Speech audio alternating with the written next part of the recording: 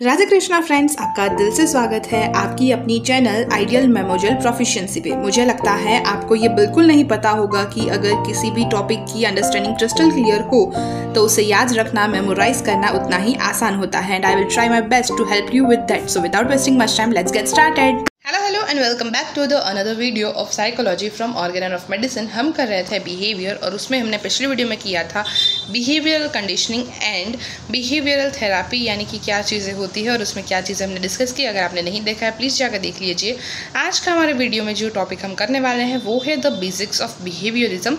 So without wasting much time, let's get started. Behaviorism, also known as behavioral psychology, is a theory of learning based upon the idea that all behaviors are acquired through conditioning. So behaviorism यानी कि हम कैसे behaviour करते हैं, behave करते हैं किसी भी चीज़ को लेकर, यानी कि हमारा एक्शन क्या है, रिएक्शन क्या है, वे ऑफ रिप्रेजेंटेशन, कुछ भी बोलो तो ये कैसे हम करते हैं उसको हम बिहेवियरल साइकोलॉजी से समझे तो ये एक ऐसी थियरी है जो लर्निंग पे बेस्ड है, जहाँ पर ये आइडिया को फॉलो किया जाता है कि सारे बिहेवियर हैं वो कुछ ना कुछ कंडीशनिंग से ही आए हैं। Conditioning occurs through interaction with the environment. Conditioning यानी कि हमारे आसपास के एनवायरनमेंट के साथ जो भी इंटरेक्शन है उससे हमारी कंडीशनिंग की मानी जाती है। जिससे अगर हम सिंपल वर्ड्स में बोले तो हमारे आसपास का वातावरण। Behaviorists believe that our response to environmental stimuli shape our action. Behaviorist ऐसा बताते हैं कि हमारा जो भी रिस्पॉन्स है बाहर के एनवायरनमेंट के कोई भी स्टिमुलाई की तरफ, एनवायरनमेंट यानी कि सिर्फ बाहर वाला एनवायरनमेंट नहीं, हमारा घर का वातावरण, घर के लोगों के साथ हमारा रिलेशन कैसा है, उनके प्रति हमारा रिस्पॉन्स कैसा है, सारी चीज़ें। सो ये हमारा रिस्पॉन्स है किसी भी एनवायरनमेंटल स्टिमुलाई की तरफ, वो हमारे एक्शंस को शेप देता है।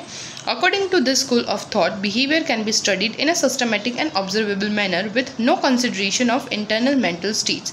यानी कि ये स्कूल ऑफ थॉट के अकॉर्डिंग बिहेवियर को अगर हम पढ़ने जाए तो ये एक सिस्टमिक एंड ऑब्जर्वेबल मैनर में देखा जाए तो कोई भी कंसिड्रेशन नहीं है यहाँ पर इंटरनल मेंटल स्टेट का, कि हमारा मेंटल स्टेट है वो कैसा है। हम एक सिस्टमेटिकली किसी भी बिहेवियर को समझेंगे, उसको ऑब्जर्व करेंगे और फिर उसको पढ़ेंगे और फिर उसको कंसिडर करेंगे कि हमारा इंटरमेंटल उसका मतलब कंसिड्रेशन होगा कि कैसा है बिहेवियर, ऑब्जर्व करने के बाद, सिस्टमिकली स्टडी करने के बाद। तो कोई भी कंसिड्रेशन नहीं है इंटरनल मेंटल स्टेट के साथ कि मेंटल स्टेट ऐसा है तो ये ऐसा होगा। पहले हमें ये ऑब्जर्व करना पड़ेगा, फिर हम कुछ सोच पाएंगे, समझ पाएंगे। It suggest that only observable behaviour should be considered since internal states such as cognitions, emotions and moods are too subjectives. मतलब ये सजेस्ट किया जाता है कि जो भी बिहेवियर हम देख सकते हैं हमें उसी को कंसिडर करना चाहिए, क्योंकि हमारे अंदरूनी जो स्टेट्स हैं, कॉग्निशंस हैं, हमारे इमोशंस हैं या फिर हमारा जो भी मूड है वो बहुत ही ज़्यादा सब्जेक्टिव है। यानी कि मेरा मूड, मेरे इमोशंस मुझ पर डिपेंड करते हैं, अलग है। किसी और के मूड और इमोशंस कुछ अलग हो सकते हैं, उसका तरीका कुछ अलग हो सकता है। तो खुश होने का तरीका, दुखी होने का तरीका, कब किस बात पे दुख होता है, किस बात पे खुशी होती है, किस बात पे जेलसी होती है, ये सब चीज़ें सब्जेक्टिव हो जाती है कि वो पर्सन टू पर्सन डिफरेंट होती हैं। इसीलिए ऑब्जर्वेबल बिहेवियर पे फोकस करना चाहिए, ऐसा यहाँ पर बताया गया है। Strict behaviourist believe that any person could potentially be trained to perform any task regardless of things like genetic background, personality traits and internal thoughts. All it takes is the right conditioning. Strict behaviourist मतलब जो सिर्फ behaviour को ही मानते हैं, ये वो लोग ऐसा मानते हैं कि कोई भी पर्सन उसको अगर अच्छे से ट्रेन किया जाए जब वो छोटे थे तब से ही कि किसी टास्क को कैसे करना है, तो फिर जेनेटिक बैकग्राउंड है वो कुछ मैटर नहीं करता, पर्सनालिटी ट्रेट्स और इंटरनल थॉट्स, ये सारी चीज़ें जो फिज़िकल कैपेबिलिटीज़ हैं वो एक लिमिट तक मैटर करती है। उसके अलावा जो चीज़ें मैटर करती है वो ये चीज़ें हैं कि उसको बचपन से कैसे ट्रेन किया गया है। All it takes is right conditioning. अगर उसकी कंडीशनिंग, अगर उसकी देखभाल, अगर उसकी नर्चरिंग अच्छे से हुई है, उसको अच्छी नॉलेज दी गई है किसी चीज़ को कैसे परफॉर्म करना चाहिए उसकी, तो बाकी सारी चीज़ें कम मैटर करती है। मेजर थिंकर्स वो इन्फ्लुएंस बिहेवियर। तो कौन मेजर थिंकर्स, मतलब जो सोचते हैं कि बिहेवियर से बिहेवियरिज्म कैसे इन्फ्लुएंस होता है, तो उसके बारे में मतलब क्या बताया गया है। There are a number of prominent theorist and psychologist who left an indelible mark on behaviourism including, मतलब नाम दिए गए हैं जिन्होंने बिहेवियरिज्म को बहुत ही ज़्यादा हद तक इन्फ्लुएंस किया है, यानी कि बिहेवियरिज्म को इतना इंपॉर्टेंस दिया है, उसके बारे में इतना सोचा है और इतनी डिटेल में स्टडी दी है। Ivan Pavlov, B.F. Skinner, Edward Thorndike, John B Watson and Clark Hull. Important event in behaviorism: 1863, 1864, 1930, 1920, 1943, 1948, 1959 and 1971। कुछ भी याद रखने की ज़रूरत नहीं है, सिर्फ एक बार गो थ्रू करके रीड कर लेते हैं। 1963 में Ivan Sechenov's reflections of the brain was published. Sichenov introduced the concept of, sorry if I'm pronouncing wrong, concept of inhibitory response in the central nervous system. Ivan Pavlov began studying the salivary response and other reflexes.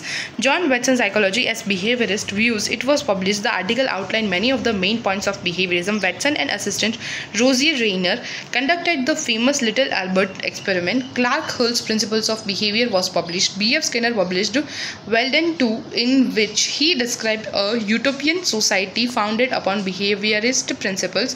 Noam, 1959, Noam Chomsky published his criticism of Skinner's behavior, review of verbal behavior, and 1971 Behavior Skinner published his book Beyond Freedom and Dignity, in which he argued that free will was an illusion. Behavioral disorders of childhood. Introduction: behavioral problems from a considerable chunk of psychological difficulties in children. अब देखो यहाँ पर क्या है, behavioural disorders. I think ये topic थोड़ा लंबा हो जाएगा, वीडियो थोड़ी लंबी हो सकती है इसकी, तो इसके लिए हम एक डेडिकेटेड वीडियो बनाएंगे नेक्स्ट वीडियो में, जहाँ पर इस बिहेवियरल डिसऑर्डर ऑफ चाइल्डहुड इसका इंट्रोडक्शन, फिर इसके बाद देखो ये उसके टाइप्स कुछ दिए गए हैं, फिर कॉजेज़ हैं इसके, और कॉजेज़ के बाद यहाँ पर है science and symptoms. Science and symptoms के बाद कंडक्ट डिसऑर्डर, फिर ऑपोजिशनल डिफिशिएंट डिसऑर्डर यानी ODD, मतलब जो भी टाइप्स देखे उसके रिलेटेड चीज़ें, फिर उसके डायग्नोसिस कैसे करने हैं, कॉम्प्लिकेशंस क्या है, मैनेजमेंट क्या है, ये सारी चीज़ें एक अलग वीडियो में। फिर होगा हमारा होम्योपैथिक अप्रोच कि हम होम्योपैथी से किस मेडिसिन से इस बिहेवियर में हेल्पफुल रह सकते हैं। तीनों डिसऑर्डर्स के बारे में बात की गई है। Homeopathic medicine used for specific behaviour in childrens, तो उसके बारे में कुछ बात की गई है।